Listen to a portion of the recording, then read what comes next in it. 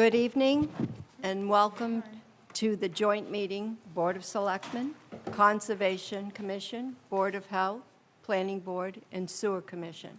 Monday, November 8th, 2021, Warcoit Meeting Room, Mashpee Town Hall, 16 Great Neck Road North, Mashpee. Broadcast live on local cable, channel 18, and streamed live on Town of Mashpee website, www.mashpeema.gov, channel 18. It is 6:30, and we convene in open session, and we'll have a Pledge of Allegiance, please. Pledge allegiance to the flag of the United States of America and to the republic for which it stands, one nation, under God, indivisible, with liberty and justice for all. And I would like a moment of silence, please.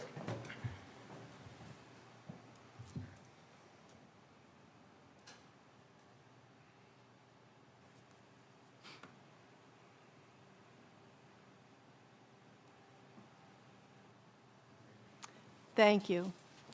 Now, this evening, I'm hoping for a lot of information to come back and forth over each table.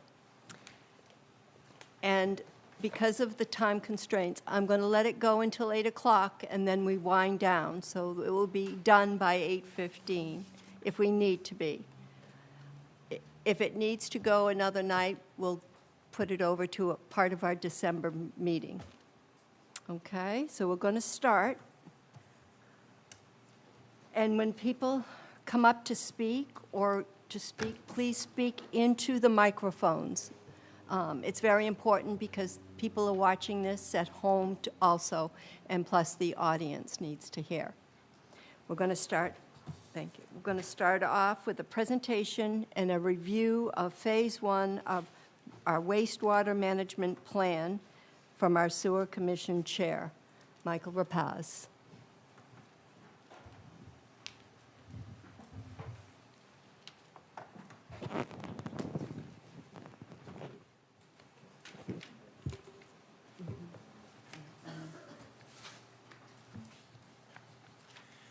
My, this is a distinguished group. Now Eager to learn. I'm going to try and do this without Wayne's help.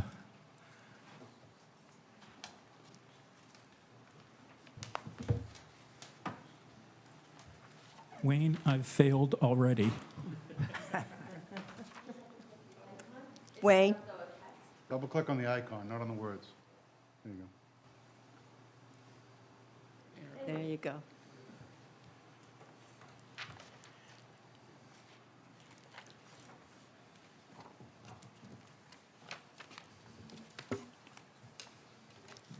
Okay. From the beginning. Does he need his glasses? Top left. Come down, come down, come down, come down. Down, stop. There you go. Wow, thank you. I'm sweating and nervous already.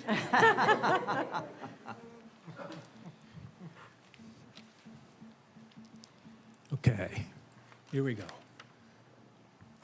On their handout, it says we're going to talk about Phase 1, but we're going to talk about both Phase 1 and Phase 2.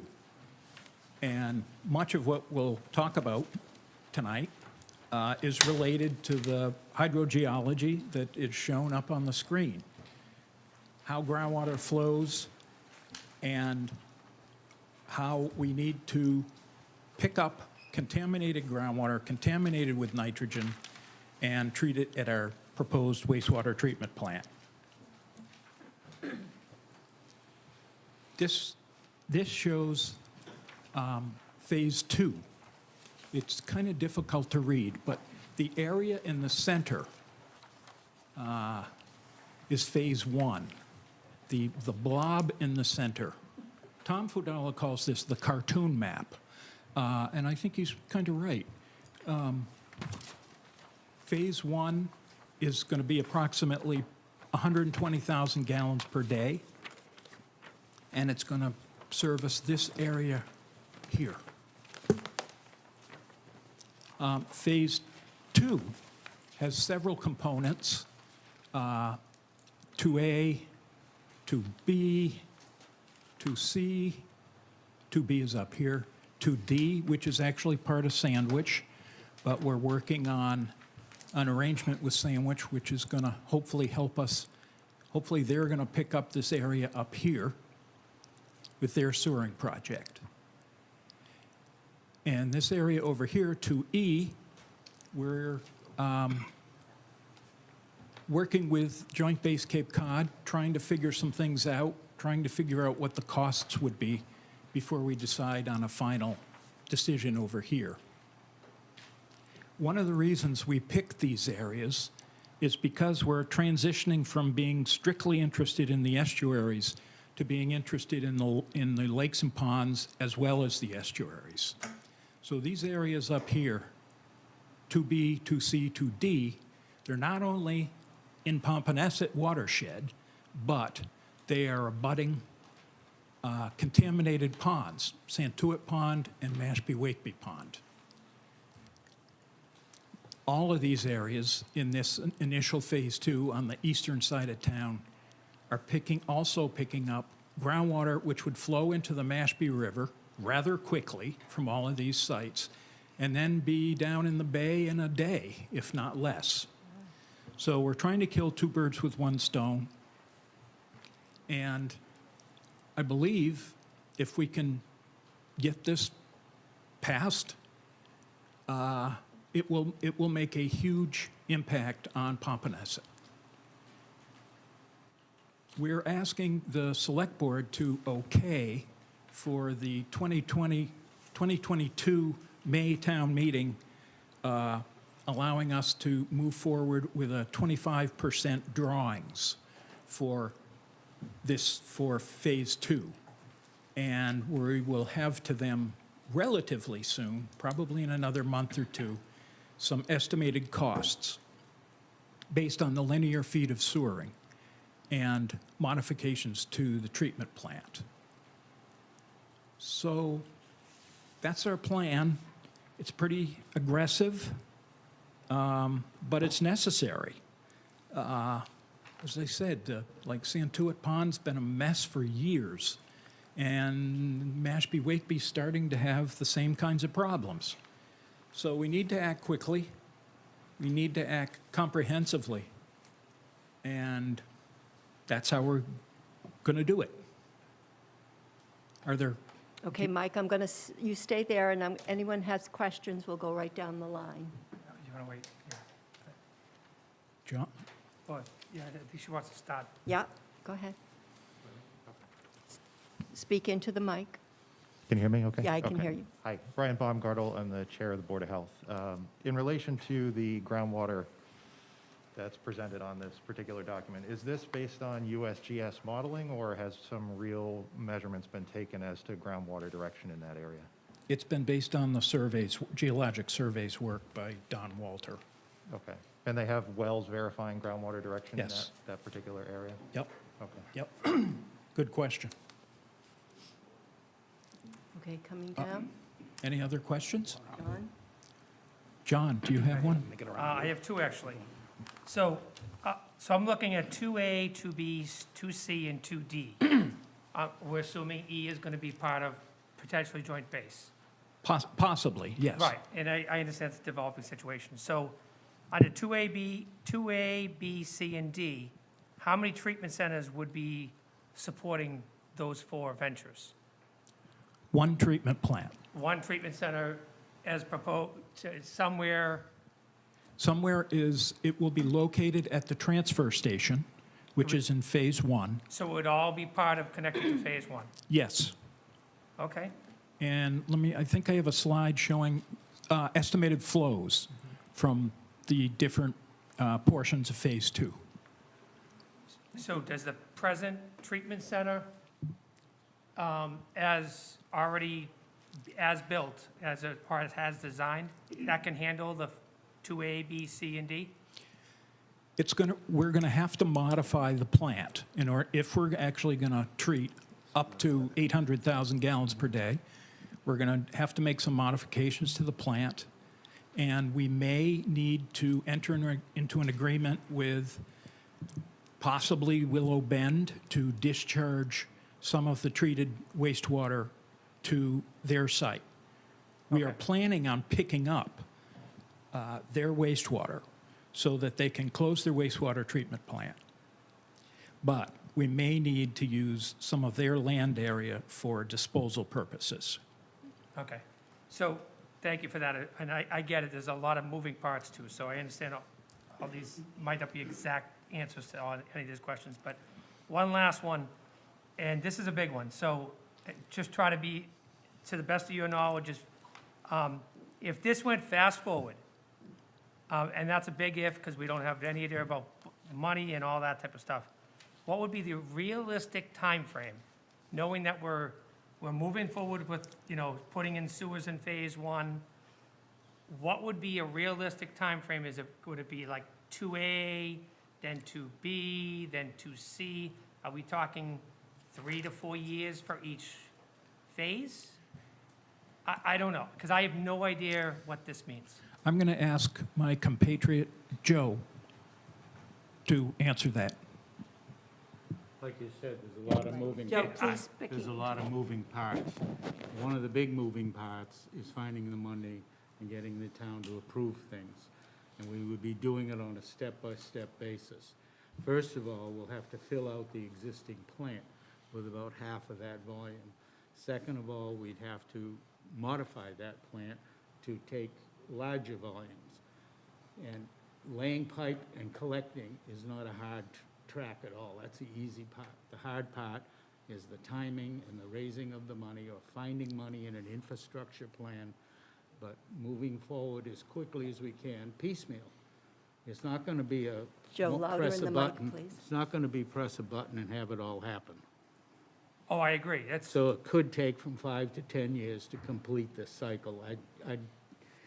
Maybe Andy could comment on that. Yes, so if we go to town meeting in May and get 25% design, we could then apply for state revolving fund, zero-interest loan money in August of this coming summer.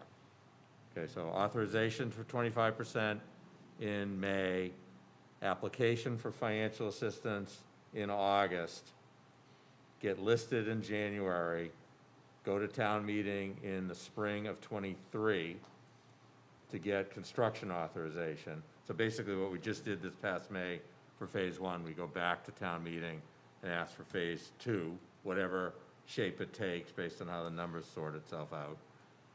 At that point, you're authorized in the spring of '23, you complete design and develop bid specifications to break ground in the spring of '24.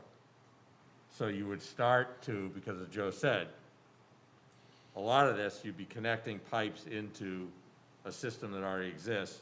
You could get things up online pretty quickly.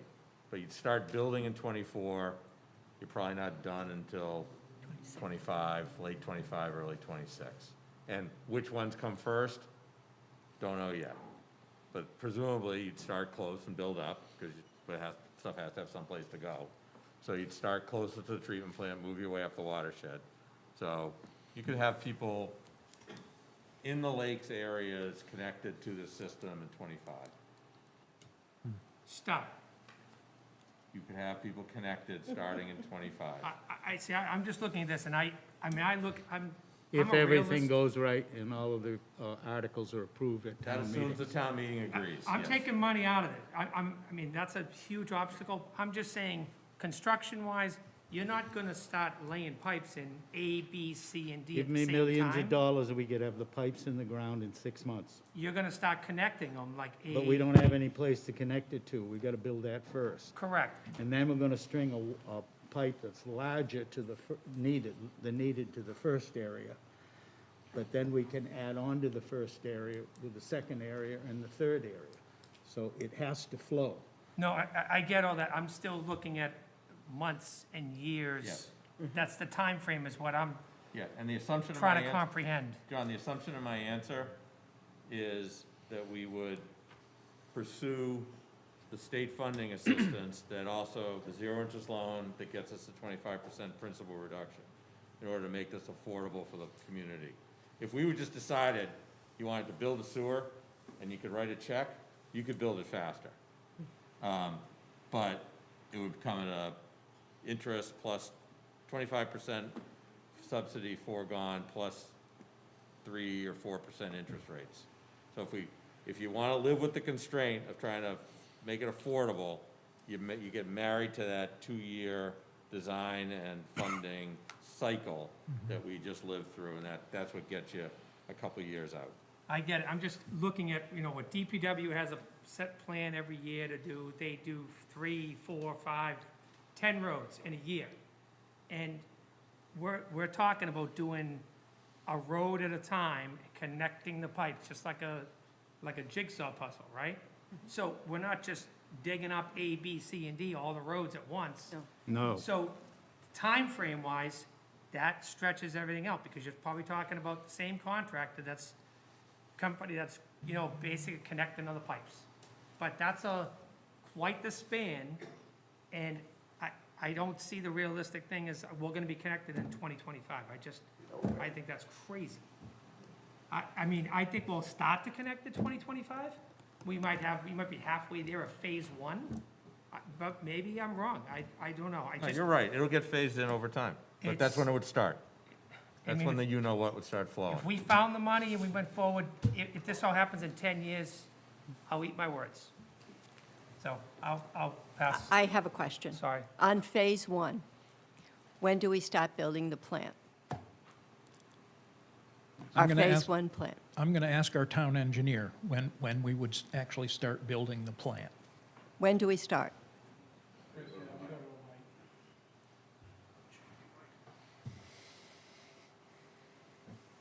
Right now, the schedule isn't as aggressive as we initially thought, but we're hoping to get it out to bid and get a contractor on board in late spring. So they could actually start on the plant, at least the earthworks and all the site work, in late spring, early summer, For next summer? this next summer. Yeah, next summer. And the plant would be a year-round project. It wouldn't be impacted by the summer season.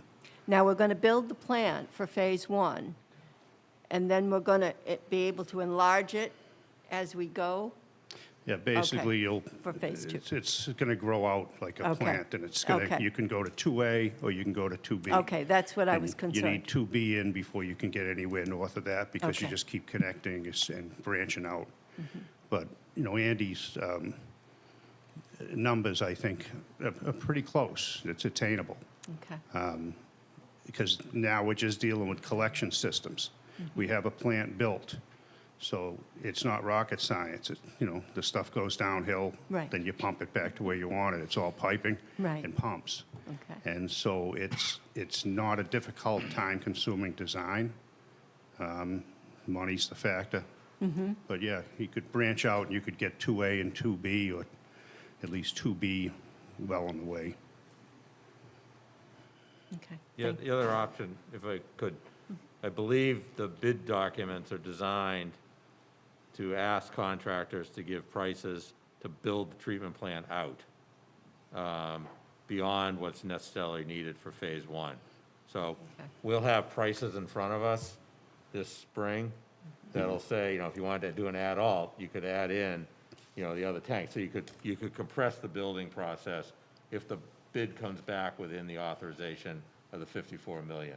So the way the sewer commission, as I understand it, structured the bids, it gave contractors the ability to say, we'll do what you need for phase 1, and then if you want to have phase 2 pieces built, it would cost this much more as long as we're here. And we'd have a chance. So if we're moving ahead with this and the money's there, might want to accelerate that so that we cut the lead I time would think so. so the sewer commission structured it in a way that gives us the maximum flexibility. Okay. Yeah. David? Once you get 2B in, 2C and 2D could be done concurrently, correct? Correct. Give us the money, we'll do them all concurrently. If the money's there, right? That's the, I mean, we'll That's going to be. find out the numbers soon, because what we're doing is I recently had an aerial survey is going to get done in April, and I'm putting numbers on what it would cost for that work in each phase, And then I'm going to be putting numbers on what the 25% design would be in each phase, so we could see what adds up to a number that's attainable. But if 2B goes in, yeah, you could go to 2D and 2C one at a time or both at the same time. And again, like Mike said, 2D has Sandwich involved, so you're going to end up in some sort of an intermunicipal agreement with Sandwich. When you said that you were thinking about having some of the discharge go to Willow Bend, would they utilize that as for some of the greenscapes? Yeah, yeah. What the thought is you can build a plant that does 2 million gallons a day, but if they don't let you discharge it, you don't get to use it. So if we have a plant that can do in excess of what they'll let us discharge, the thought is put discharge back to Willow Bend, and I guess they do have irrigation issues where things dry up in the summer, and so they would like, that's, might be part of the package where the discharge would be used for irrigation for the golf course. Do we know what their demand is for irrigation for their facility? We haven't really put numbers on anything yet. We know what their capacity at their plant is, but we don't really know what their water demand is. I don't know if they have it metered or not. It's in excess of 100,000 gallons a day because they have a State Water Management Act permit that regulates things in excess of 100 million gallons. It's seasonal withdrawal, so it's at least 9 million gallons over the summer quarter. So if you could leave that water in the ground and then irrigate with processed, cleaned up wastewater, you'd be doing a lot of good for the Santoid River. Didn't they deny that years ago? Well, 5 years ago, they denied the request to, They wanted an expansion of that withdrawal permit. But I know they have an original permit because I Dave? wrote it. I thought they denied. They still have a permit. They didn't get the increase. That's all I have at the moment. Tom? John, that's one of the reasons they're looking very favorably at this, is that in the summer months, they're over pumping, and they could use a hell of a lot more water into the irrigation ponds so that they could draw out and spray it over the golf courses. Yeah, we approached them years ago, though, I thought, and I believe that they did not respond favorably to that consideration. They're responding now. So things may have changed, and that's a good thing. I'm encouraged by what I'm hearing, that's all. Yeah, we've had a couple good meetings with Willow Bend. That's great. Real positive. Well, so far, everything I hear sounds great. I think that you've done your homework. And the one thing that I find is valuable is that the fact that you have the federal government, the state government, everybody's moving forward on wastewater. Now the time is the time to move forward quickly. And I think if we can get those funds sooner rather than later, we start immediately. Everything that you've done to this point, from what I can see, you've paved the way. We just need to get the funding. And then it's up to the residents to vote and make sure that we're moving forward. So we need to talk it up, be positive about this. But I think the sooner the better, the faster, the better. But great job. I mean that by all. Thank you. Thank you. Just one question. Stay there. If Willow Bend balks, are there other options? Yes. There's actually several other options.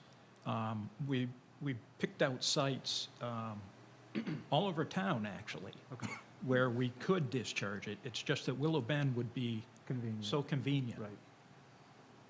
Thank you. Jack? Just to clarify a point you made earlier, you said the reason to come forward now is because the money's been allocated for Phase 1 design of that building.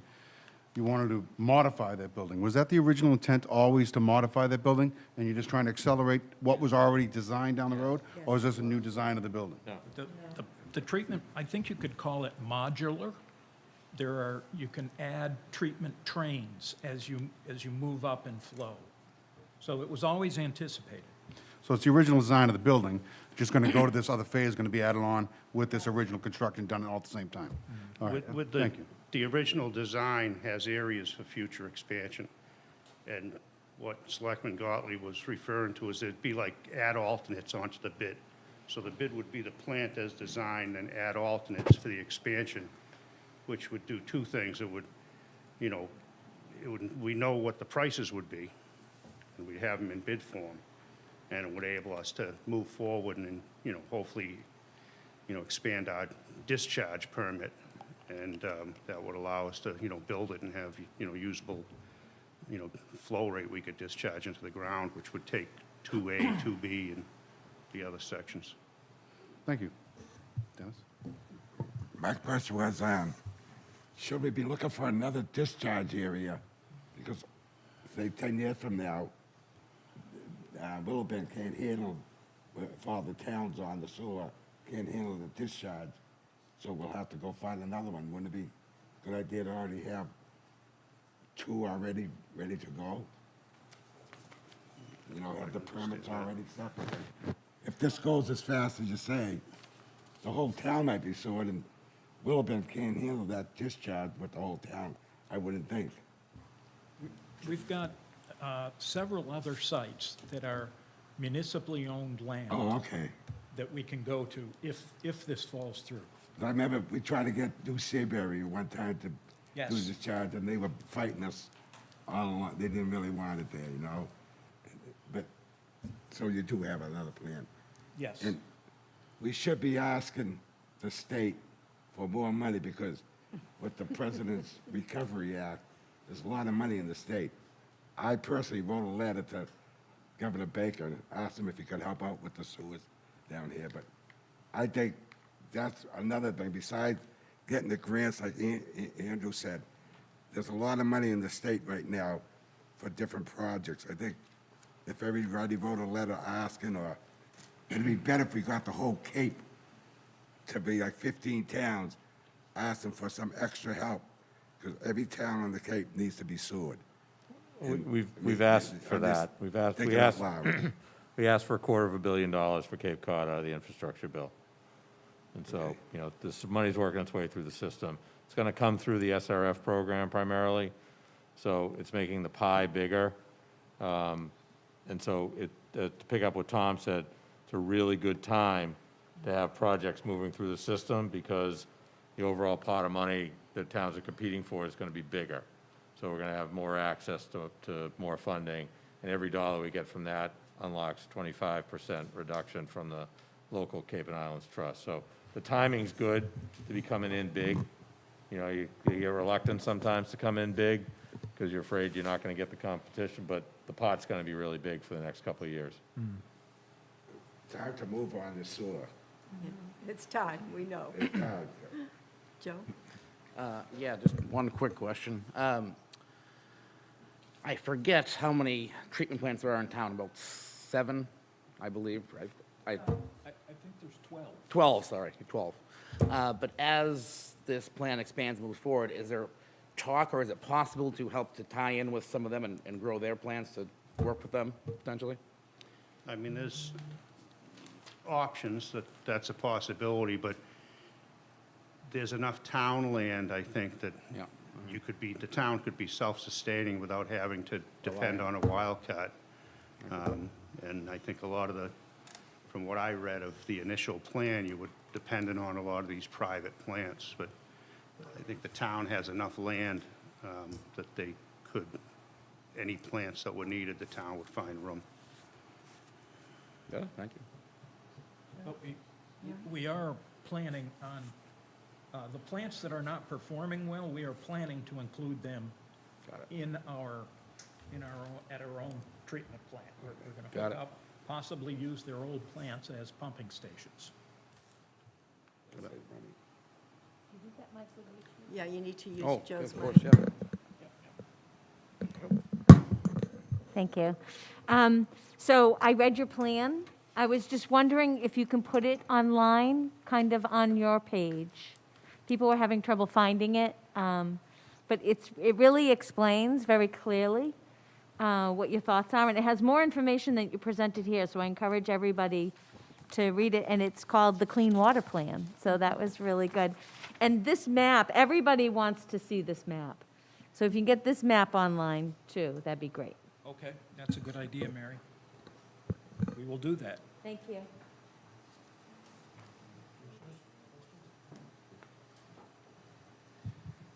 Commissioners, questions?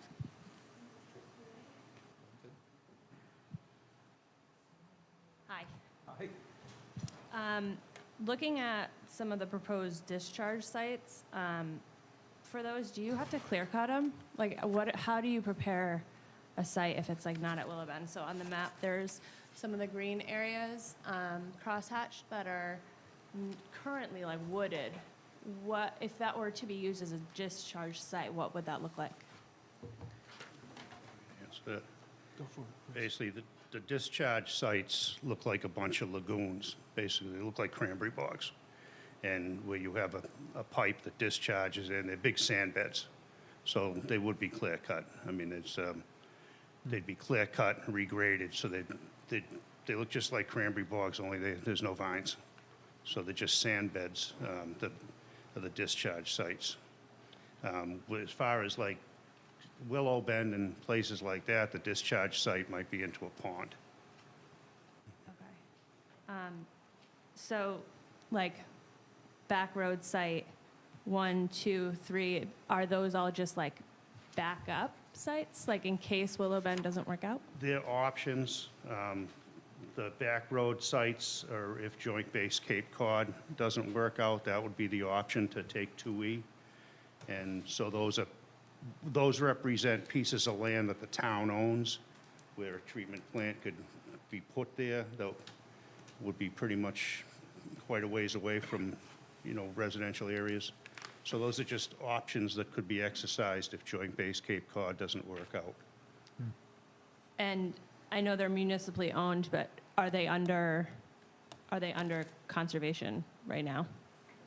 I don't have the answer to that No, offhand. they're not. No. I don't think they are. Okay.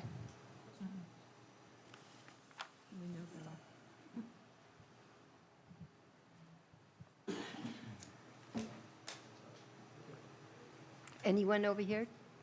Okay, right over here, Mike. I have a question. This is Brian Whedon with the Conservation Commission. To my understanding, we just talked about the infrastructure bill, but out of the ARPA funding that the town received, how much funding did we receive? And can some of that funding be used for this? I believe wastewater is allowable expense under the ARPA funding. I don't know if that's a question for the town manager or who that would be directed to. Andrew? Yeah, so the board gave direction to the town manager to set aside our ARPA funds, which are coming in 2 slugs that equal about a little under $1.5 million. And that money is being set aside for wastewater purposes and will likely be the bulk of the money town meeting is asked to appropriate at the spring town meeting for the 25% design. If we need more than that, and we don't know yet, we're waiting, Chris is going to be working up some estimates. We look for other sources of money, but the bulk of it should be covered by ARPA, which is good because then we don't have to get a borrowing authorization, which means we don't have to go to 2/3, and we can simply do it through a simple majority. Okay, with that, I think that it will also be in our best interest to reach out to our local legislators, our senators, and so on and so forth. I have brought this issue to Senator Warren. I think that if we get their support, we will get some funding because they're the ones that vote on all these packages. And I also think it's in our best interest to work with the tribe because they received ARPA funding. And this is really a community issue here, so I just want to throw that out there. Thank you, Brian.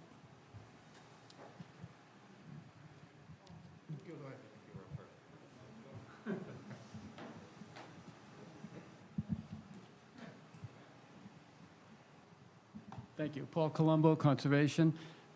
It's kind of a cart before the horse question, but I don't see anything in here for sludge disposal. Is there a plan, once this plant is up and operational, where's the sludge going? Away. Away. In the car. That's a big piece of it, and I just don't see anything here. It's all going in the car. I'm actually, Going in the car. Yeah, going in the car. I haven't got that far into it. It'll go to a licensed facility for disposal out of I state. guess I'm deferring that to Joe. Yeah. It gets hauled away in sealed containers. It's never exposed to the atmosphere. So a tank or two, or a tank truck or two a month would haul it away to a primary disposal site, I believe, where they turn it into nitrogen fertilizer.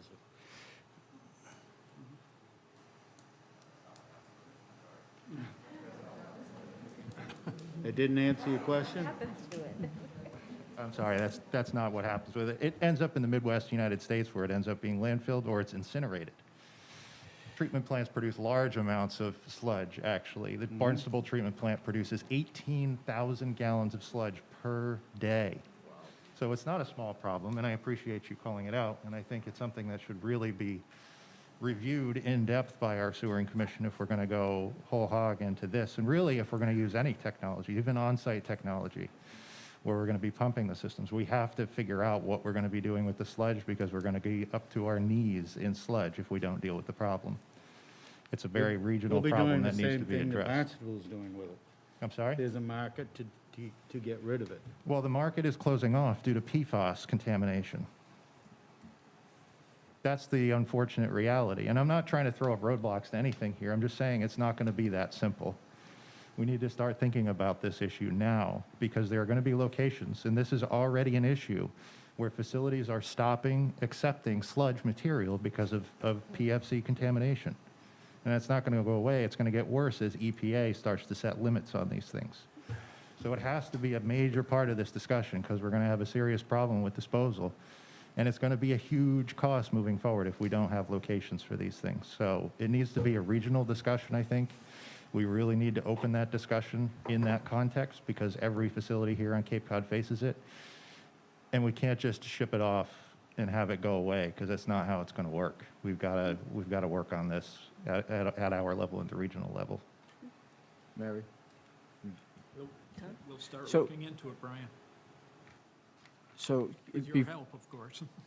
Absolutely. No, I'm really happy to participate in that process, and I believe that you know, I'm advocating at the county level for utilization potentially of ARPA funds to put those facilities together, or working with the JBCC folks who, you know, I had a nice discussion with them today about what some of their plans are for dealing with their sludge issues. They've you know, taken a look at a couple processes which promise to potentially reduce the amount of sludge produced by an individual plant. But those are things we really have to start thinking about in depth because it's not something that just impacts treatment plants. It impacts all wastewater treatment, and it really ties into food waste disposal. I mean, it's a huge problem. We don't have anywhere to put our own waste. So, It's born landfill. And so that's about it. then it no longer is a local issue. This is a federal issue. It's a very large issue. This is out of our control, so that now the federal government's got to step in and make something happen here. But if you're correct in what you're throwing out here at this moment, that it's beyond our capability of handling it. The federal government would have to step in and make conditions acceptable to getting rid of the sludge. That would be my hope, yeah. But So we need to if we can count on that, I'm hopeful. I just want to make sure that we're taking that into consideration as we move forward, because it is a cost that we'll have to but consider. you're right. I mean, what's the sense of building it if we can't get rid of the waste? Yeah. So, no, but we need to act and get our federal legislators involved. Absolutely. And I think that it's a grassroots Well, thanks effort. for that. Good for Wastewater is a that. grassroots effort. Thank you. So, thank you. Madam Chair. I do Yes. have a couple of questions, if you don't mind. There's a sort of an unequivocation stated here that septic systems far outweigh the two other sources, those being stormwater and fertilizers. I have to ask, my understanding was that the report that was put together was based on Santoid Pond only. Has a similar report been done for Mashpee Wakeby Pond? We just authorized it at town meeting. Okay. Because I want to make sure that we take a look at the other sources into that pond as well, because there are contributions. If you look across the country, it's not necessarily septic systems that are the full weight of nitrogen and phosphorus going into ponds. A lot of times it's things like stormwater, and it's not, every pond is different, so we can't just assume that what we're doing for Santoid Pond is necessarily directly applicable to Mashpee Wakeby without having done the research on that. So, and the other thing I want to ask, and there doesn't seem to be a whole lot in here about utilization of vegetated buffers at the edge of property lines in direct contact with the ponds, which is also a major way of attenuating phosphorus runoff from individual properties. And I noticed that there's some stormwater management in here, but is that just focused on public property, or is there anything to do with private property in that piece? Because that's a major contributor. Well, I think you're right. Don't forget, this is a draft. Okay, And it's going to require a lot more work, and it's also Absolutely, yeah. going to require working with Sandwich and with Barnstable. Because we're transitioning, as I said, we're transitioning from what was called Comprehensive Watershed Nitrogen Management Plan, mouthful. We're transitioning to a clean water plan for Mashpee, which looks not only at nitrogen, but at phosphorus as well. Right. But Brian, I think your question speaks to part of the reason we have this conversation with everybody here. You know, if we're all headed towards this direction, you know, what are the appropriate performance standards that ought to come into play when conservation sees somebody, when the Board of Health sees somebody, when planning is approving, Right. you know, subdivisions, people are going before the Board of Appeals and asking for permission to alter. Is that not an opportunity to say restoration of native habitats, native landscapes proximate to the pond as a condition for these approvals? And, you know, or do you take a different look at how you preserve what's already there when you're making these? That's really, I think, where Carol was going and pulling everybody together. Say, all right, if we're all gonna do this, part of the clean water plan, sewerings, you know, you're catching things at the back end. Right. Literally, right? So, you know, you wanna figure out where can you get things, you know, from everybody's thing, everybody's jurisdiction, so that we're minimizing the scope of the problem that we have to correct. Right. Thank Right. you, Andy. And thank you for that. And it is a cross-cutting issue. The phosphorus in the ponds isn't as, I don't want to call it as simple as the nitrogen problem, but I mean, the nitrogen problem is almost as simple as sewering. Phosphorus, on the other hand, is something else. So it's like you said, it's a cross-discipline, Right. you know, solution that we need to be. So I just want to make sure that, you know, the other boards in town have an opportunity to contribute to this, because it's going to be cross-cutting. It's going to be, like you said, it's going to be planning. It's going And to be that's why we conservation, have it's gonna everybody be- sitting yeah. here. This is So just the sewer this is the commission's beginning. plan, it'll Yeah. fall short. It has to be, every board's got a piece of it. No one board can solve it, but everybody has a piece or a component of the solution that'll make it incrementally a little bit better, and by doing that, lower the cost of the ultimate sewering program. Yep, I agree. Thank you. And we have one more question, Tom? You said, no? I did. Okay, I'm sorry, David. It's less of a question, more of a statement that, in line with Chairman Whedon's statement, you know, there's developing industries that are going on, like the offshore wind industry. The federal government's receiving a huge, they're a huge beneficiary of these projects.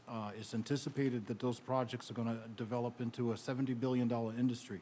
We need to all regionally and state level and nationally be advocating for monies that are obtained through the Office of Natural Resources and Revenue to have some of that money that goes towards the Land and Water Conservation Fund further supplement the the clean water funding that trickles down to states in the SRF. You know, with these developing industries, rather than allowing industry from, you know, a lot of these project proponents are in other countries. And, you know, if they're coming over here and going to make money, then the federal government is a huge beneficiary of those projects. The money supports infrastructure and such.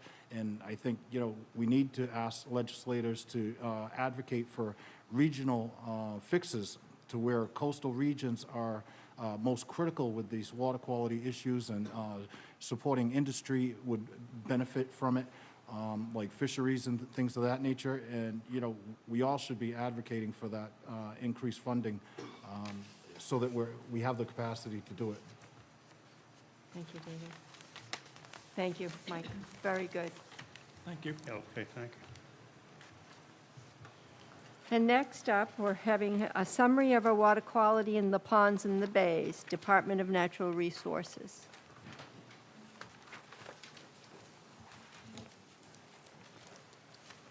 Good evening. Good evening, Ashley. Can you hear me okay with my mask on? Would you like me to take it off? Whatever, we can hear Okay, you. I'll take it off.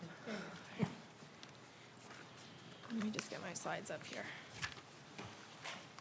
So I wish I had some good news for you, but I do not. Like Brian Howe says, we have no good water quality left in Mashpee. It has since gone. So this was just one of his statements that he said in his estuaries report this past year. In 2019, we started to see slight improvement. In 2020, we saw nothing, no improvement whatsoever. So I'm going to kind of skip through the estuaries report. I'm not sure if all of the boards were able to witness his presentation on our estuaries, but this graphic here can kind of show you where we were and where we're heading. Oh. I have it up here. Mike will help you. Mike will help Mike you. will help me, okay. Escape, try escape. See, this happened to me before when there was a past presentation. Because Wayne just walked out. Yeah. Okay, all right, got it.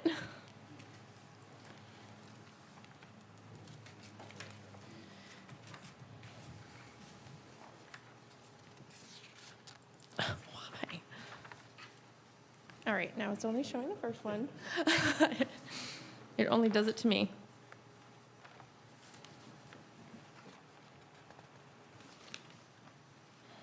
All right, do we have any IT people in the room? Mike? And it's not coming up, it's here, but it's not projecting. Oh my God.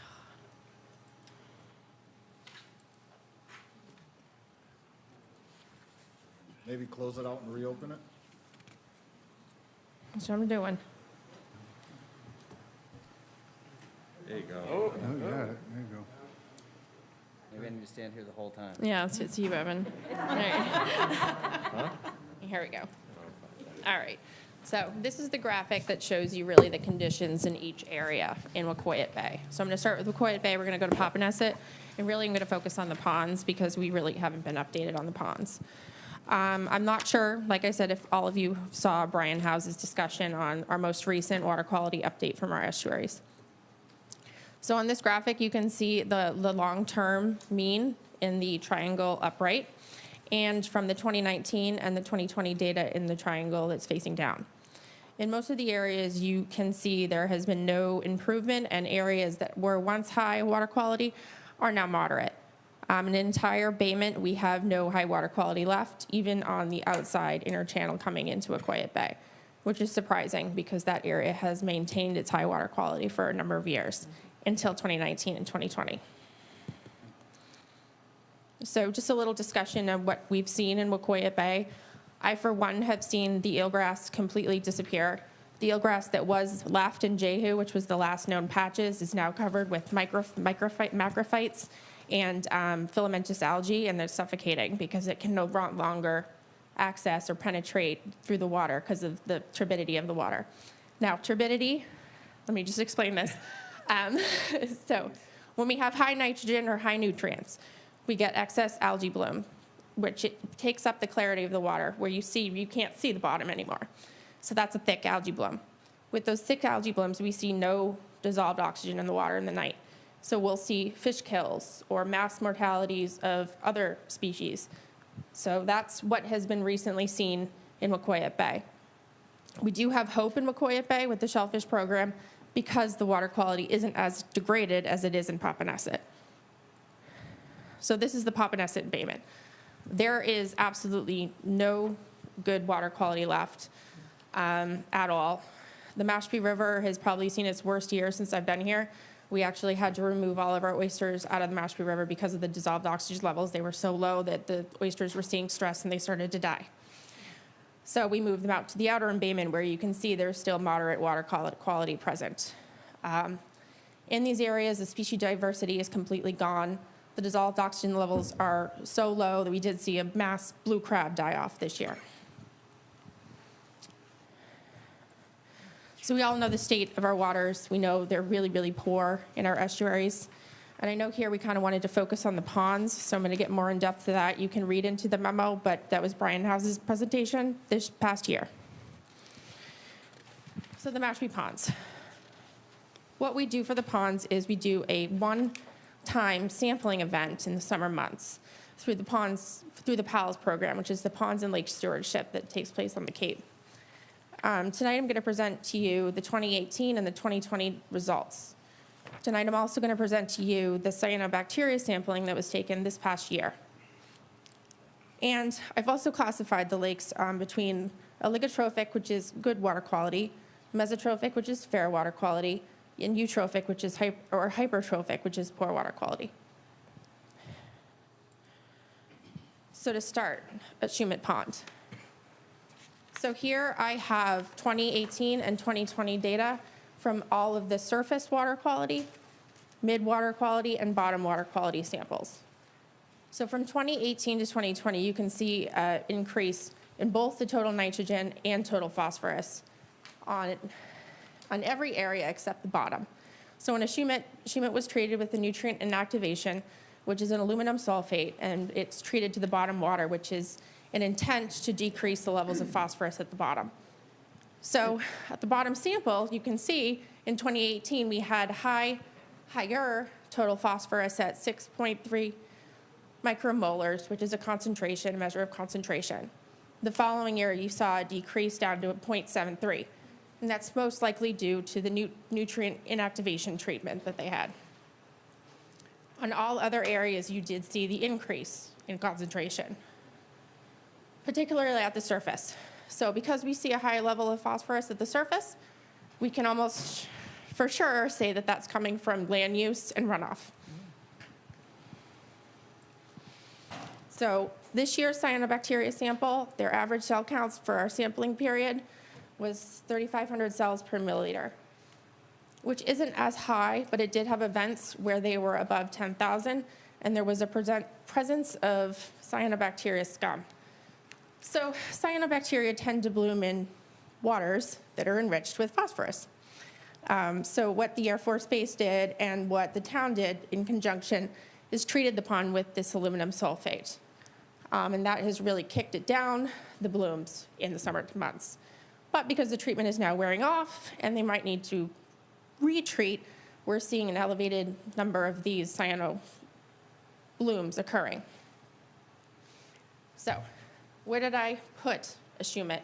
It was in between mesotrophic and eutrophic only because of the inactivation that's going on. Most of the time I would say this pond is eutrophic. The contaminants that are present are, of course, mercury. We also see the chlorinated sulfates from the base, which is causing deformities, lesions in the fish. And the fish are not safe to eat. The beauty of a Shumet pond is there's a permeable reactive barrier in place to eliminate those chlorinated solvents coming from the base. And in turn, it's also helping treat some of the phosphorus coming into the pond. So John's Pond. John's Pond is kind of an enigma. It doesn't really see those level increases as we see in other ponds. So from year to year, this is just a snapshot, so I do say that we do need to collect more samples. This is a one-time sampling period that's taken per year. To get definitive data on John's Pond, we would need to take some more samples for a long-term history of the pond and what the nutrients are doing. John's Pond, however, has seen invasive species. We've also seen scum layers that are present at the shoreline during the summer months. Particulates are visible to the naked eye, and I would classify this pond as eutrophic. It does have poor oxygen conditions that are noted during the summer months, and the invasive species, the koi fish, and the milfoil that was treated this past year with an algicide. The contaminants, like we all know from the fishery enclosure, it was PFAS and mercury, and we really shouldn't eat the fish there either. So Wakeby Pond. So for all intents and purposes, the pond is treated as two separate ponds, Mashpee Pond and Wakeby Pond. So the Mashpee side. On the Mashpee side, we are seeing elevated levels of both total nitrogen and total phosphorus at the surface water, mid-water, and bottom water. To note, the bottom water is pretty high compared to the other ponds for both nitrogen and phosphorus, but there is elevated levels of each throughout the years. So both total nitrogen and total phosphorus are increasing on the Mashpee side of the pond. And right here, when we see the bottom water being so high for total phosphorus and total nitrogen, we can almost determine that that is coming from groundwater seepage and our septics. So for cyanobacteria on Mashpee side, it was pretty low. 105 cells per milliliter is really what we see on a day-to-day. Cyanobacteria just occur in the water, so that level is relatively low. We did see a scum layer, so that through DPH does require a posting, and the scum layer was significant enough to be concerned. So where would I classify Mashpee Wakeby? It's mesotrophic generally, which means fair water quality, but it is trending towards the eutrophic state. We can no longer see down below 8 feet, which means the turbidity of the water is increasing. So the Wakeby side. Here it's most evident that surface water, midwater, and bottom water are increasing both total nitrogen and total phosphorus. The levels here are higher than the Wakeby side, the Mashpee side, but that's most likely due to depth. So the cyanobacteria was also elevated on the Wakeby side. The trophic state over here is, I would classify as eutrophic. We are seeing moderate nutrient concentration increase, and the Secchi depth or water clarity is also lower on the Wakeby side than the Mashpee side. So the recent contaminants are PFAS and mercury, and there is an advisory posted. So Santoid Pond. This is our worst pond in town. I think we all know that. Surface water is elevated for total phosphorus, as well as the bottom water. It's throughout. The levels of total nitrogen and total phosphorus are unacceptable, and Santoid Pond needs to be at the top of the list for impairment. The cyanobacteria counts throughout the summer averaged above the threshold. So that means during this entire period of from 5:30 to 11:03, the cell counts were averaged above the advisory threshold. There was not one time during that period where Santoid Pond wasn't closed to the public or an advisory was posted. The trophic state is now eutrophic and tending towards hypertrophic. There's healthy algae blooms and possibly throughout the entire summer. The contaminants are now the cyanotoxins, the nitrogen, the phosphorus, which are creating microcystin toxins, which come from the cyanobacteria themselves. We also know that there's abnormal fish deformities, lesions, tumors. Santoid Pond is seen better days.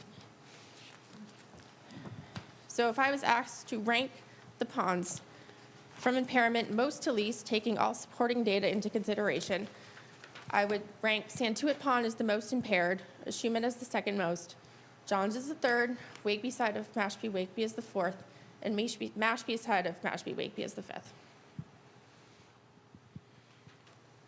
Wow. Not very good news, but it is what it is. No. Sorry. Questions the same way? Thank you, Ashley. Do you have any questions? Does anybody have any questions? I have a couple. Oh, Come on. okay. So Watch the Ashley, time, is it? John. What's that? Watch the time. I know, I'll go quick. Okay. Santoid Pond, is that the most shallow pond? It is. Okay, so that kind of is understandable, with less flow, there's less everything. Yeah. So, also, the treatment that was done at the Schumann Pond, does that have any side effects to the treatment that, without, if it's a Yeah. quick yes or no, if we can get into it later? Well, the quick answer is no, Okay, but that's, some people would say my opinion. A lot of people would argue that it has certain effects like Alzheimer's, which is proven to not be true. Aluminum sulfate is actually treated in probably every glass of water that you drink. okay, I'm good, thank you. Yep. Go ahead. The question I had was, Santoid Pond wasn't tested for the PFAS, correct? Not that I know of, no. But the fish are getting lesions and tumors and all the stuff that you see in the other ponds that do have PFAS. That's most likely due to the cyanobacteria toxins that are being produced. Oh, all I know you only show the 2-year statistical data, but during the 90s, we used to assist the harbor master with sample collections through all the ponds. Do you have any of those old records? Yep, As comparative? that's the PAL sampling program. So throughout the decades, there has been an increase in total nitrogen and total phosphorus. I just wanted to show you the most recent data. There would be some people that say that's kind of should pinpoint a certain time period and do more sampling throughout the entire summer instead of just one profile sampling, so you can get a better data set. So that's what we're trying to do. Obviously, those samples are expensive to run, so we do as much as we can. One last question. Because of the increased year-round residency as a result of 2020, when will you have the 2021 data as a comparative to the 2018 through 2020 to see if their long-term residencies increasing the deterioration? Yep, so we will typically get them the year after sampling. So I probably won't know until the spring of this year. Spring. Thank you. Thank you, Ashley. Now that we have found out all of our ponds, I'm going to bring in our Mashpee Water Direct District Operations Manager in to talk about our drinking water. Andy Marks. Thank you for coming. Thank you. Because all this talk about that our water's so bad, everybody always gets our drinking water confused. Well, they sure do. I would say I would have good news, and I'm happy to answer any questions. I'll be very brief. There's been a lot of talk about PFAS tonight. We've been sampling PFAS for years, ahead of everybody in the state, I believe. We've been taking action, I believe, better than most, or probably better than everybody. We're taking sites offline and we're filtering. With the assistance of Mr. Gottlieb and Rodney, we've secured funding through Congressman Keating's office to filter the 2 plants that we're engineering at this time. Yes, and we thank you for that. And although there are challenges to the water quality with everything that goes in town and the need for the sewering and all that stuff, I can say without reservation that the drinking water in Mashpee is safe today, and it has been safe as long as I've been here, 30 years. And I would be happy to answer any questions. Anybody have any questions for Andy? No. Joe? I drink the tap water and it's amazing.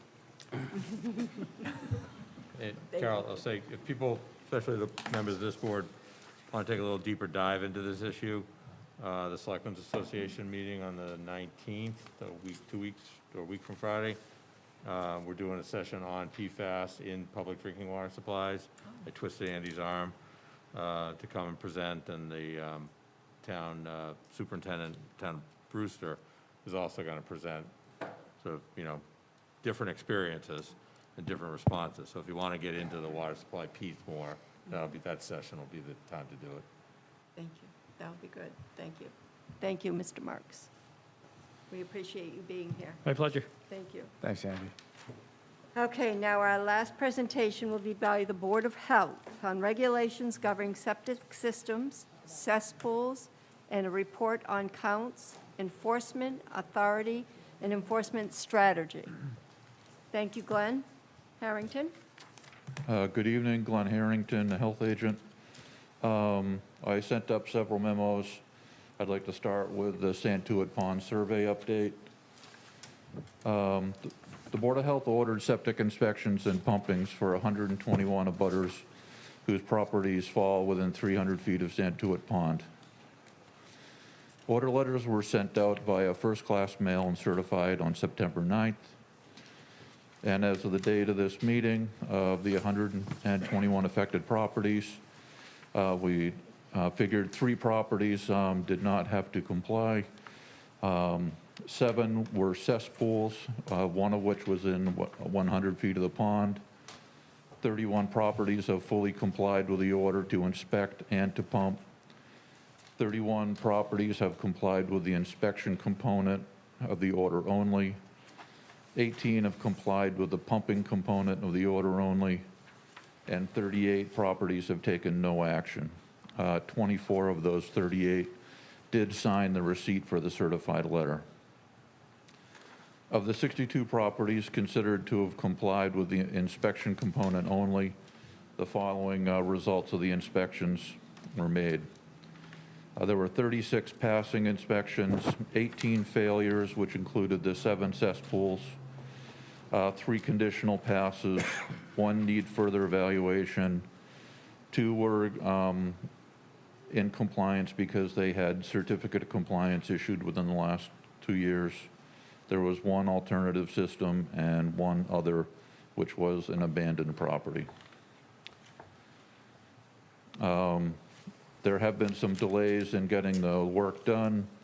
Due to overall demand and weather delays, the private septic inspectors and haulers are scheduling work into some of these properties well into November. The work may have been performed, but inspectors and pumpers may not have submitted the inspection reports and pumping records to our office yet. Inspectors have 30 days from the date of the inspection to submit their report. Septic haulers submit quarterly reports, pumping reports to the Board of Health, and the Town of Barnstable Sewage Treatment Facility submits quarterly disposal reports to the Board of Health.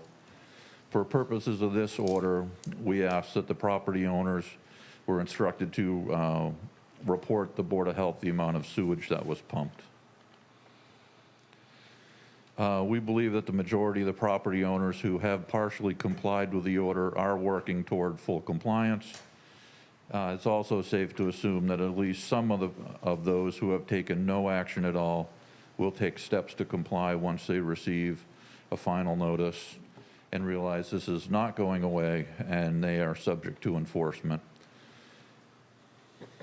And any questions on Santoid before I go to the other cesspool data? I got a lot, but I don't know if we have enough time for tonight. But enforcement, what does that mean? You may get into that overall as far as enforcement, but say they don't respond, what is the enforcement? Is it the $200 fine or something I've seen? It's typically fines that are issued for administrative types of penalties. It'll be up to the board to set that, and we'll discuss that with the board. That has not been determined yet, but it's typically in the form of a fine. Okay. Have the 7 cesspools owners complied or have asked? The 7 cesspools, they're an automatic failure, so Right. they are going to have to, they have all been contacted and spoken with. So just when the decision is made, whether to force them to do an upgrade or to, depending upon if the sewers are coming to the area and extensions are granted, then they're going to be, will have to be included with the other failed properties. Because you have a total of 16 in Santoid Pond that That's have correct. failed. Yeah, 18 total failures 18 at this total. point. Yeah. And most of them are in sewer area 2B. I just wanted to say that's the western side of So that would- Santoid Pond. There were 3 on the eastern side. So, just Go a ahead. question here. So, if a system is in failure, wouldn't you have to condemn the property or make it Habitable. non-habitable? Because the pond's already in trouble. At some point, someone's got to step up and say, no, you can't continue this way. Can you turn it into a tight tank so it's required that it would have to be pumped on a regular basis? I mean, it doesn't make it easier, but it's better than losing occupancy. But something needs to be done enforcefully, as far as I'm concerned. I mean, this is no time to, tell them they have to pay a fine. They'll pay a fine and drag it out. I mean, I don't want to play a game. I don't think anybody does.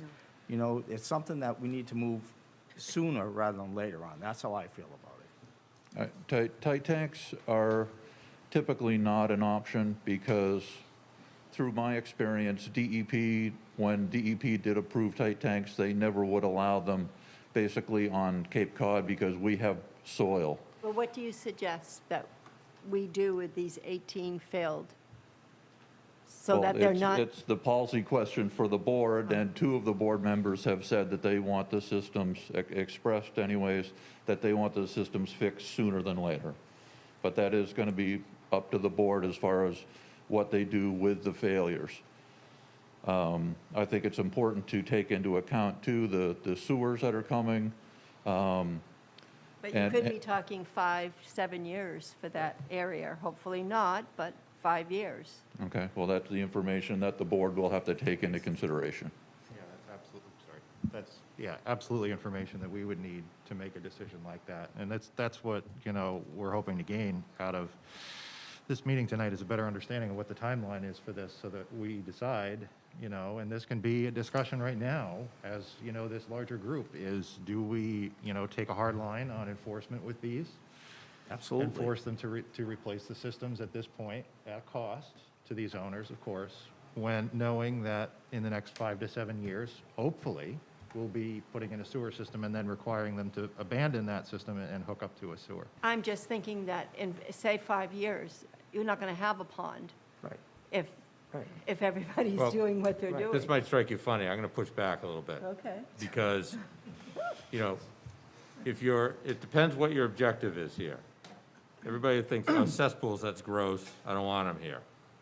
And so you go ahead and you put in a Title V system. Put in a Title V system, you're not going to get any meaningful nitrogen reduction. You're not going to get any phosphorus reduction. I understand that.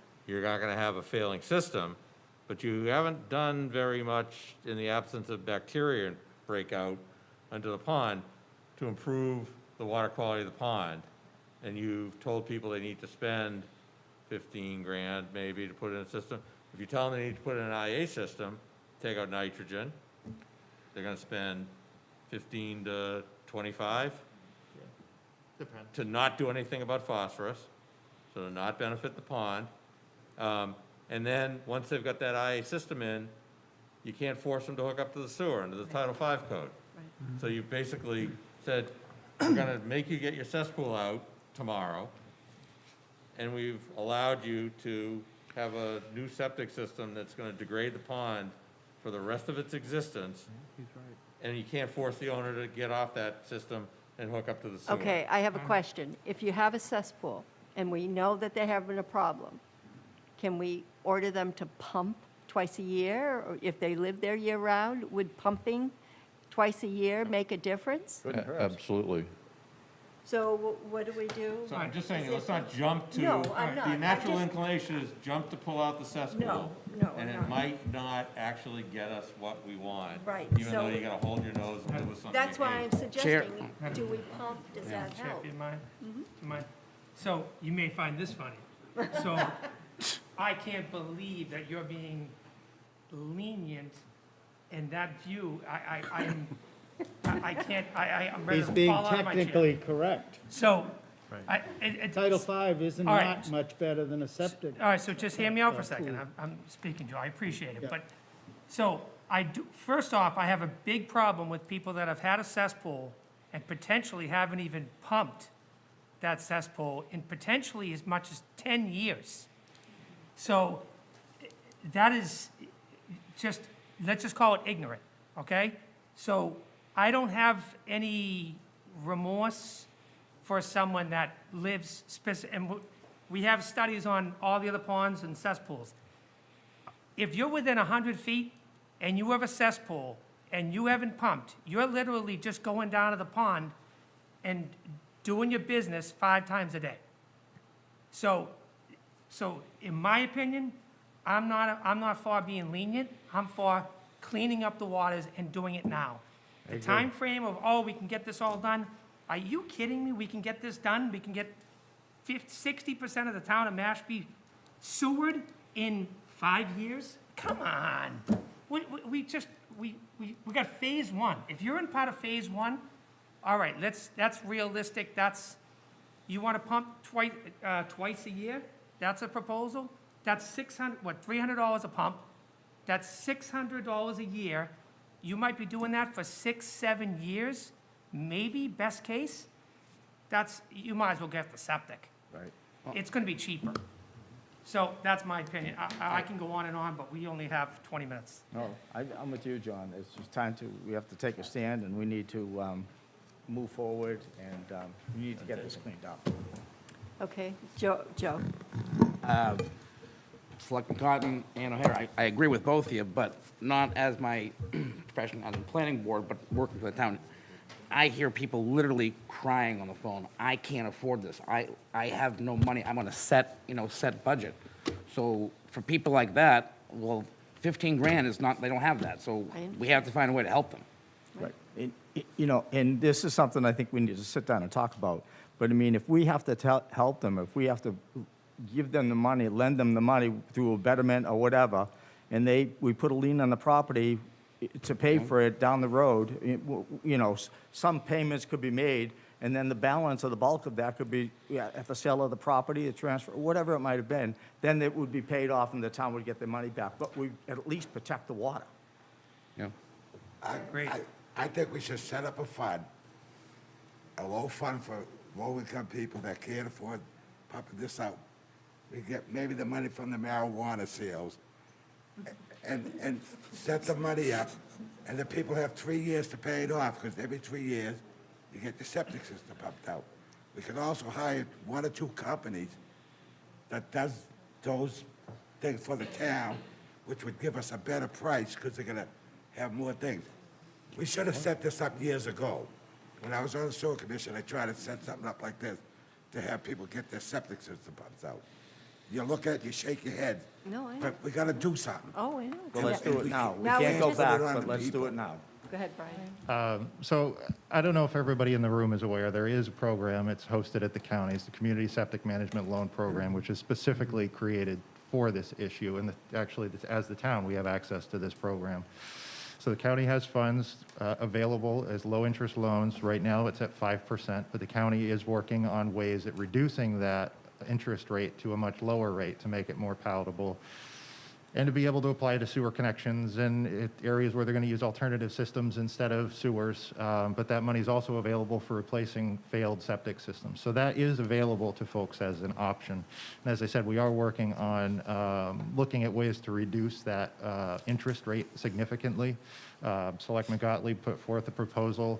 I think it's probably been 4 or 5 months now, but for the county to take a look at how can we get that down to a 0% loan for folks to be able to do. And we are looking at ways that we can take a shot at that. It might not be that 0% is available for everybody. It's, there's going to be some income stuff that's going to have to be involved. But we're going to work, we're working our best right now to try to get that and make it available. And also to figure out sources of funding so that that program can go into the distant future to make sure that that's available for folks, for the next 20, 30 years. So That's Mm-hmm. that is great, a but program. 0% is not good enough for some people that are out there. Absolutely. And I think we need a grant program as well. And I, probably, I'll say too much. I'm working at the county level to try to establish some sort of a grant program because I think it's needed, specifically in the area of wastewater. When you look at other parts of the country, and I'll cite specifically down in Suffolk County, Long Island area, they're giving heavy subsidies for folks to do installations of alternative septic systems or those types of things. And we need to start to get creative in looking for ways that we can give folks grants and not just loans, because, there are a lot of people on the Cape who are house poor and can barely afford to be here, and we need them here. So, I'm trying to get creative with the ways that I can, and I'm sure Selectman Gottlieb, through his, his capabilities and connections up through the state level, has some ability to help us potentially secure some funds. But I think, we're going to have to get creative with this. Okay, Glenn, go on to your next one. Okay. This next topic was regarding the number of cesspools within 100 feet of all of the water bodies in Mashpee. I do just want to let you know that the one correction on this is that there are 43 cesspools that have been identified within 100 feet of a water body. The 59 is including the groups within 300 feet and within 100 feet of those areas that are listed in the memo. So at first, we lumped them all together.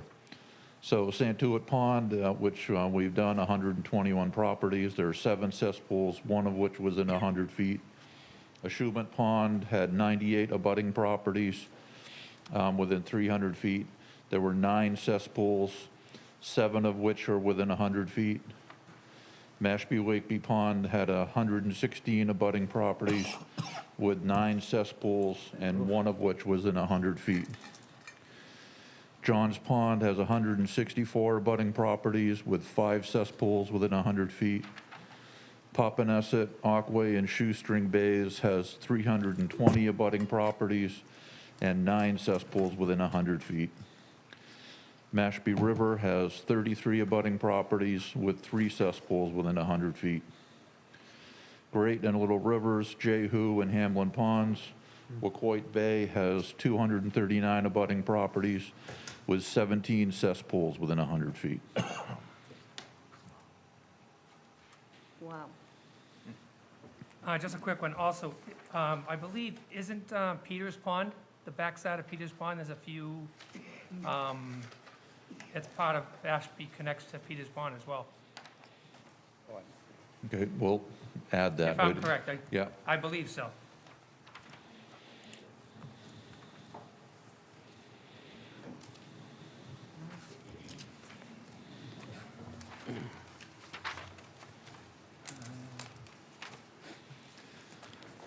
Okay, so when we are done, completed with the Santoid Pond survey, we are, as we had said, we'll move on to the next water body.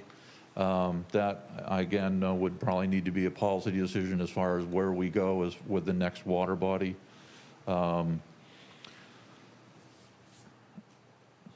That's, I had recommended to look at some of the estuaries regarding in phases 3, 4, and 5, because if we do require upgrades, those properties will have get a full lifespan out of their Title V system. But if the ponds are the priority here, then that may be a different decision that the board would go with to try to protect the ponds. So, Glenn, as a matter of policy, do you have the ability to, under these enforcement situations, get someone to sign an agreement that they would upgrade their system and then voluntarily abandon it at the time the sewer connects? Can you, I guess, I know you can't force them under Title V, but can you, as you approach them and negotiate an enforcement action, use the enforcement action to get a voluntary agreement to take them out?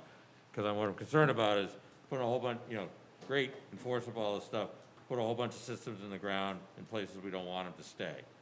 So how do we up front get people to acknowledge that they have an obligation to connect with the sewer?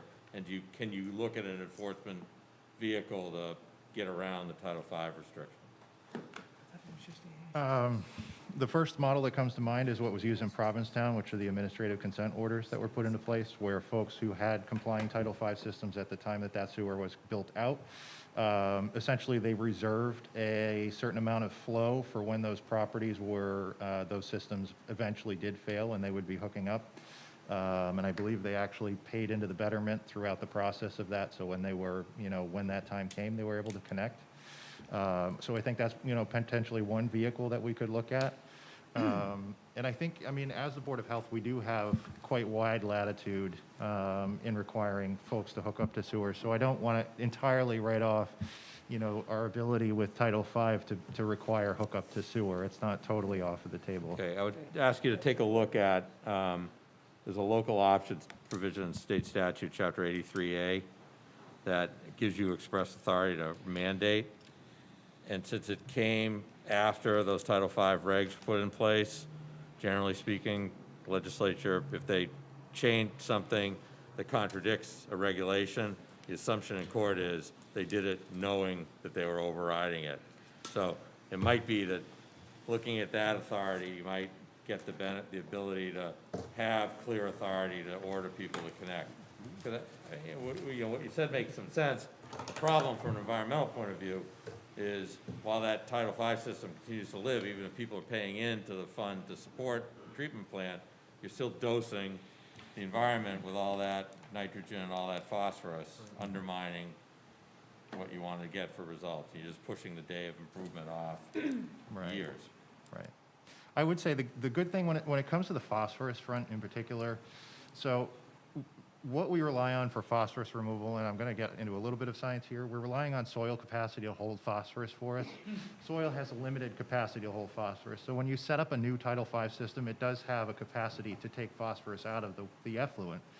But that's limited. Eventually you get breakthrough. It's what happens in all cases, and particularly where we're using sand. And sand is the beautiful thing that we have here on Cape Cod, but it's also the biggest part of the problem that we have, is that we always try to find the best sand that we can because we want to get rid of our wastewater as quickly as possible in the smallest footprint possible. And that was probably the worst thing we could have done all along the way. So there is a benefit to setting up a new Title V system for phosphorus removal, though it is a very limited benefit. You're not talking about 10 years worth of phosphorus removal. I mean, you're talking on the range of probably 2 to 3 years before you start to see breakthrough, according to some of the research that I've seen. Madam Chair. Any questions? Go ahead, John. All right, so 2 questions and a statement, Glenn. So, phase 1, when a sewer is installed, how long specifically do they have to connect? Well, that, I think, is going to be, again, a policy decision for the Sewer Commission and for the Board of Health. I did speak with the town engineer today, and actually my next section kind of covers that, but there's no time frame set up right now within the sewer bylaw. And either through a Board of Health regulation that covers connection for an abandonment of septic systems, or it can be done through a sewer commission regulation, or it can be done through a bylaw. As far as the time frame that is set up to connect, and really any other criteria that needs to be done can be done through a regulation. Yeah, so I just would ask if you can dig, that's a big one. If you guys can dig into that now. Didn't you look at what other towns have been doing? Yeah, I do. Okay. Let me just finish up and I'll cover that. I'm sorry, can I go one more question, sorry? Of course. If an owner can prove that they were pumped and it was not reported, what are the fines to those companies that did not report it correctly? Well, I think If there are, is there any fines? we have pulled pumpers in before, and we have fined them, and we've also revoked their permit to pump in town. So yes, there are absolute penalties for that. Okay, thank you. I'll go the We last one. started talking about authority. The Board of Health has full authority under Title V of the State Environmental Code to require replacement of failed systems. Under Title V, the Board of Health or DEP can require an inspection of a septic system at any time, and this is a provision that the Board of Health used when it issued the inspection and pumping order for the property owners of 300 feet of Santoid Pond. Systems are deemed in failure by inspection or under our local cesspool regulation must be upgraded or repaired within certain time frames. Title V systems, property owners of Title V systems have 2 years from the date of inspection to complete repairs. A shorter time frame can be ordered by the Board of Health if an imminent health hazard occurs.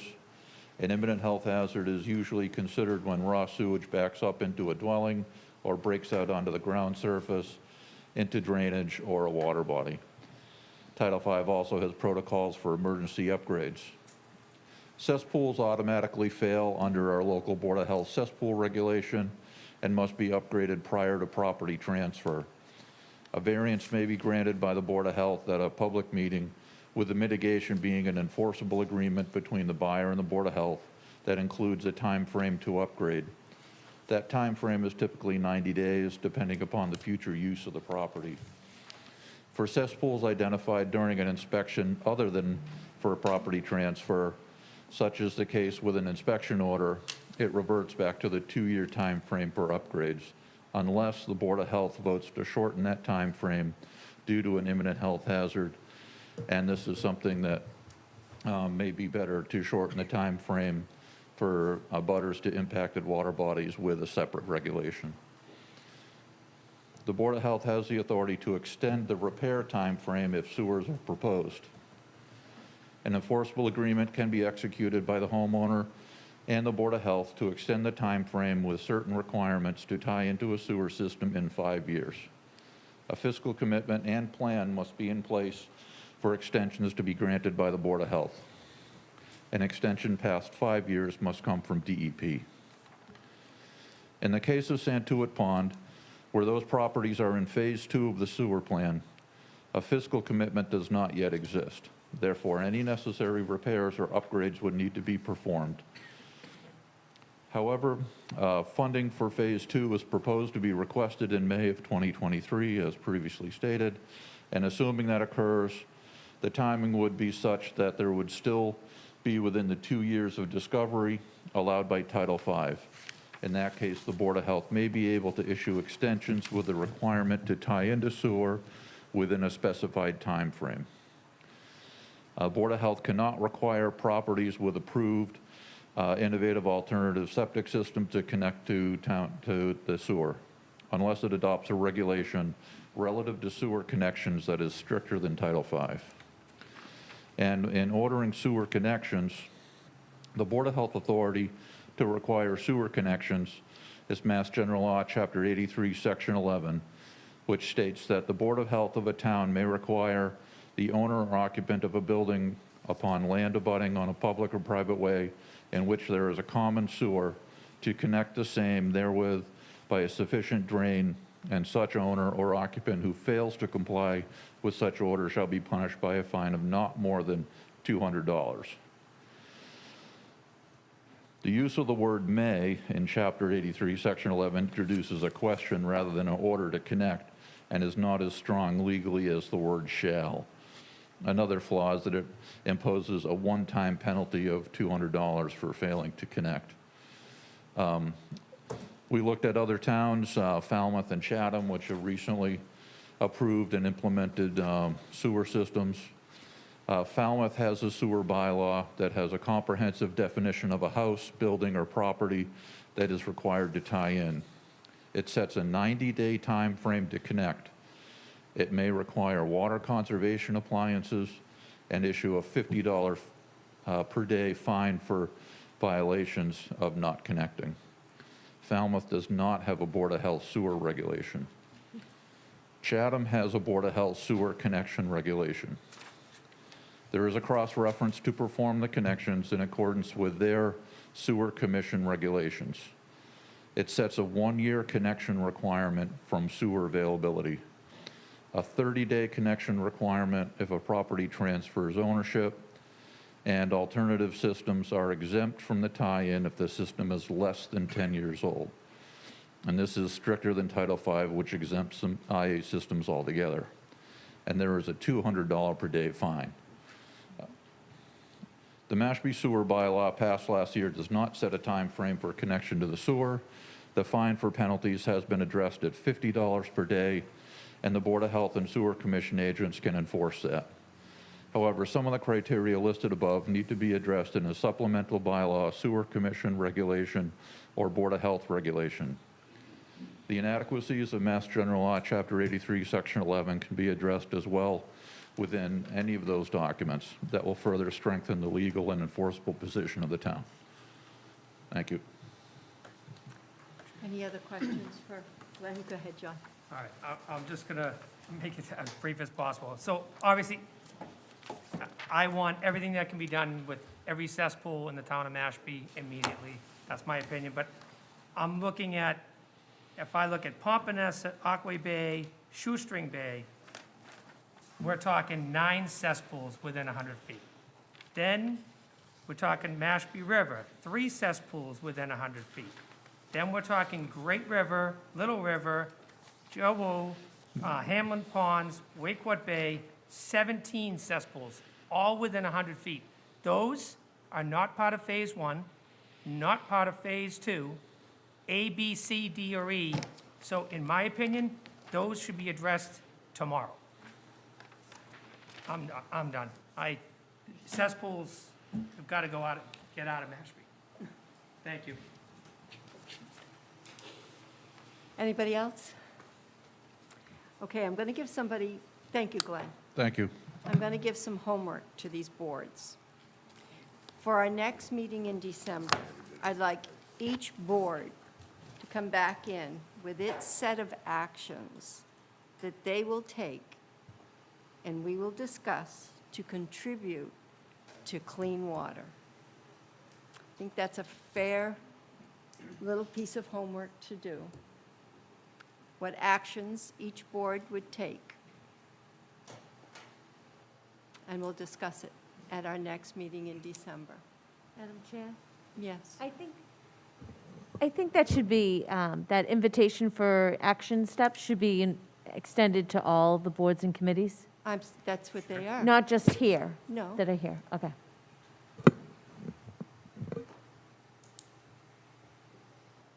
And I thank everybody for coming. I hope that we've learned a lot tonight. And I would ask for a motion. Just one quick question. Thank you, Glenn, Board of Health, and I know there was a lot of research. That's a lot of pulling up properties. It had to be done individually. So thank you. That was a lot of research to be completed. And we So, did a great thank job you. to get it done by 8 o'clock. Thank you.